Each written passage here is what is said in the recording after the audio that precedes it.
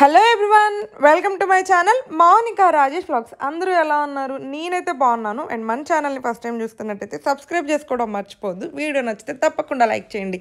And ముందు videos చూసిన వాళ్ళకి ఈ రోడ్ చూడగానే అర్థమైపోతుంది మనం కులులో ఉన్నామని చెప్పేసి. ఇప్పుడు మనం కులు నుంచి మనాలి వెళ్తున్నాము. 12 అవర్స్లో వెళ్ళాల్సిన మనాలి మనం 24 అవర్స్ అయినా కూడా ఇంకా రీచ్ అవ్వలేకపోయాము అనమాట. ఎందుకంటే ముందు వీడియోస్ చూసున్న వాళ్ళకైతే అర్థమవుతుంది. మేము కులులో కొంచెం టైం ఆగి అక్కడ కొన్ని యాక్టివిటీస్ చేసి స్టార్ట్ అయ్యామన్నమాట. అండ్ ఇప్పుడు వచ్చేసి టైం ఈవినింగ్ 4 అవుతుంది. ఇక్కడ 4కి ఇలా మంచు వచ్చేస్తుంది అనమాట. మార్నింగ్ 10 అయినా సన్ రాడు, ఈవినింగ్ 4కి మాత్రం మంచు వచ్చేస్తాడు. హే, అదిగో హిమాలయాస్. నేనైతే ఫస్ట్ టైం డైరెక్ట్గా హిమాలయాస్ చూడడం. ఇప్పటి వరకు మూవీలోసే చూశాను, అసలు లైఫ్లో అనుకోలేదు కూడా హిమాలయాస్ని డైరెక్ట్గా చూస్తాను అని చెప్పేసి. నేను అలా చూడగానే నాకు చాలా ఎగ్జైటింగ్గా అనిపించింది. అండ్ అలా మంచుతో కప్పున్న హిమాలయాస్ చూస్తే ఓ మై గాడ్, చాలా థ్రిల్లింగ్గా అనిపించింది అనమాట. అండ్ ఇవన్నీ వచ్చేసేసి యాపిల్ ట్రీస్ అనమాట. ఏంటి యాపిల్ ట్రీస్ ఇలా ఉన్నాయి అని అనేసి అనుకుంటున్నారా? అవునండి, ఇది నాన్ సీజన్. అంటే ఆల్రెడీ ఉన్న యాపిల్స్ అన్ని వాళ్ళు కోసేశారు, అందుకనే ఏం లేవు. యాపిల్ ఫార్మింగ్ వచ్చేసేసి ఏప్రిల్లో స్టార్ట్ అవుతుంది. అంటే ఏప్రిల్ మే ఆ టైంలో చిన్న చిన్నగా పూలు వస్తాయంట, అంటే పూత వస్తుందంట. జూలై ఆగస్ట్ కల్లా ఫుల్ యాపిల్స్ వచ్చేస్తాయి. ఆ టైంలో వెళ్తే మనం డైరెక్ట్గా యాపిల్స్ కోసుకొని తినొచ్చు. బట్ ఆ టైంలో అది అంటే డిసెంబర్ జనవరిలోనే ఎక్కువ విజిటింగ్ చేస్తారు కాబట్టి మేబీ ఎక్కువ మంది చూడకపోయి ఉండొచ్చు. బట్ ఎవరైనా ఆ టైంలో వెళ్తే డైరెక్ట్గా యాపిల్స్ కోసేసుకొని తినేయచ్చు. మేము యాక్చువల్గా అనుకున్నాం యాపిల్ డైరెక్ట్గా తినడం కోసమైనా షిమ్లా ప్లాన్ చేద్దామని చెప్పి. బట్ అక్కడ అడిగితే ఇది సీజన్ కాదు అని చెప్పేసరికి ఇంకా డ్రాప్ అయిపోయాం. అండ్ ఇలా మనం వెళ్ళే దారంతా కూడా మనకి హిమాలయాస్ కనిపిస్తూనే ఉంటాయి. అండ్ దారిలో మేము వెళ్తుంటే చాలా మంది యాక్టివిటీస్ చేస్తూ కనిపిస్తూ ఉన్నారనమాట. పారాగ్లైడింగ్ అని చెప్పేసి, హాట్ బెలూన్ అని చెప్పేసి. ఇగో ఇక్కడ కనిపిస్తుంది కదా, ఇదే హాట్ బెలూన్. ఇందులో అయితే multiple peoples at a time కూర్చోవచ్చు అనమాట. సో దట్ అది పైకి వెళ్తుంది. పారాగ్లైడింగ్ అయితే ఎవరికి వాళ్ళకి సింగిల్గా ఉంటుంది. ఇది వచ్చేసేసి 6000 అలా చెప్పారనుకుంటా కాస్ట్, ఎగ్జాక్ట్గా గుర్తులేదు. బట్ పారాగ్లైడింగ్ అయితే కులులో కొంచెం కాస్ట్ తక్కువ ఉంది. పర్ హెడ్ 1500 అలా చెప్పారు. మనాలిలో అయితే ఎక్కువ ఉంటుందంట, అంటే పర్ హెడ్ 3000 అలా ఉంటుంది. ఎందుకంటే అక్కడ అటల్ టన్నెల్ నుంచి తీసుకెళ్తారంట, కొంచెం హైట్ ఎక్కువలోంచి ఉంటుంది అని అనేసి చెప్పారు. మేము ఇక్కడే పారాగ్లైడింగ్ కూడా చేసేద్దామని అనుకున్నాము. బట్ అప్పటికే 4 అయింది, కానీ చీకటి అయిపోయినట్టు, స్నో చేస్తున్నట్టు ఉండింది. ఇంకా మాకు కూడా లేట్ అవుతుందేమో వెళ్ళడానికి అని చెప్పేసి మనాలిలో ట్రై చేద్దామని చెప్పి వెళ్తున్నాము. అండ్ వెళ్ళే దారిలో ఇక్కడ స్టే చేసిన దగ్గర హిమాలయస్ వ్యూ బాగుందని చెప్పి ఫొటోస్ దిగడానికి ఆగితే మాతో వచ్చిన ఈ బుడ్డి మాత్రం అక్కడ పక్కన చైర్స్ అన్నీ పెట్టుంటే అన్నీ తీసుకొచ్చి ఇక్కడ ఆర్డర్లో అరేంజ్ చేస్తున్నాడు అనమాట.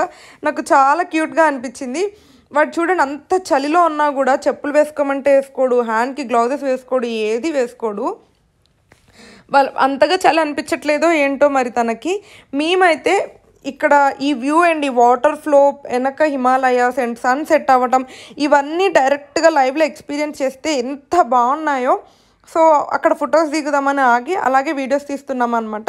హోప్ మీకు హిమాలయాస్ క్లియర్గానే కనిపిస్తున్నాయి అని అనేసి అనుకుంటున్నాను. ఇంకా ఇది మనకి ఆన్ ద వేలో కనిపించే హిమాలయాసే.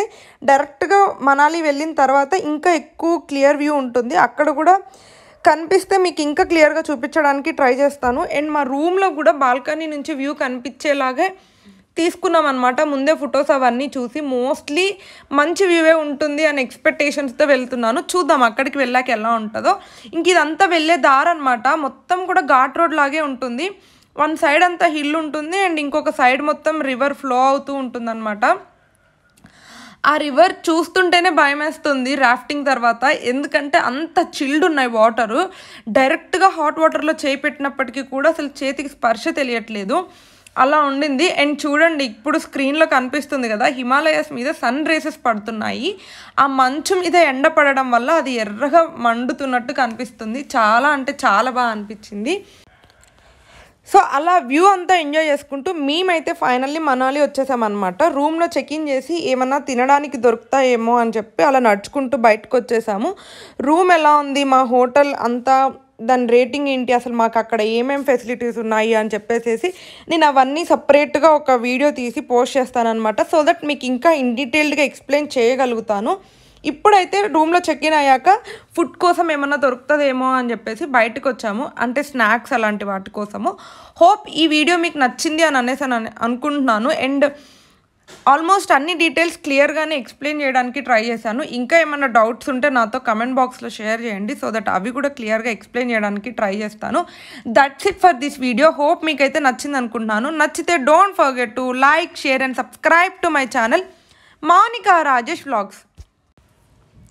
వెయిట్, వీడియో అప్పుడే అయిపోయింది అనుకుంటున్నారా? లేదండి, మీకు ఒక బ్యూటిఫుల్ వ్యూ చూపిస్తాను, చూసేయండి. ఈ వ్యూ చూసారా? హిమాలయాస్ అనమాట. మా రూమ్ నుంచి ఇంత క్లియర్గా కనిపిస్తుంది. అండ్ నేను రూమ్ టూర్లో ఇంకా క్లియర్గా అన్నీ ఎక్స్ప్లెయిన్ చేసుకుంటూ చూపిస్తాను.